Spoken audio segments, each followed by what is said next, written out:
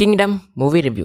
Cinema చూసాక నా opinion చెప్పాలంటే బాగుంది భయ్య. సెకండ్ హాఫ్ లో కొన్ని పర్సన్స్ వదిలేస్తే మిగతా సినిమా మాత్రం చాలా బాగుంది. అండ్ స్టోరీ విషయానికి వస్తే మీరు ట్రైలర్ లో చూసిందే, ఇద్దరు అన్నదమ్ములు ఉంటారు. చిన్నప్పుడే వాళ్ళు తప్పిపోతారు. వాళ్ళు పెద్ద అయ్యాక ఒకరు పోలీస్ గా మరొకరు స్మగ్లర్ గా మారుతారు. పోలీస్ ఆఫీసర్ అయిన విజయ్ అన్న కోసం ఏం చేశాడనేదే స్టోరీ. సినిమాలో మాత్రం అన్నదమ్ముల రిలేషన్ బాగుంది. అండ్ ఈ బ్రదర్స్ మీద ఉన్న స్టోరీ వరకు చాలా బాగుంది.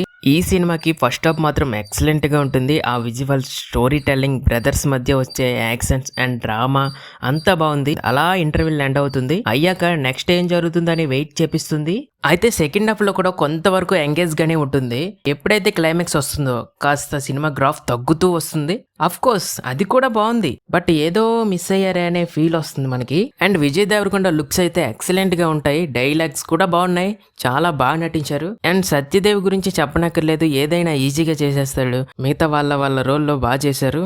ఆ తర్వాత background score and songs Anirudh తిచ్చిపడేశాడు. ఎక్కడ ఎంత ఇవ్వాలో అంత లెవెల్లో బ్యాక్గ్రౌండ్ స్కోర్ తో చంపేశాడు భయ్య. అండ్ సాంగ్స్ చాలా బాగున్నాయి. 10/10 ఇవ్వాల్సిందే బక్కోడికి.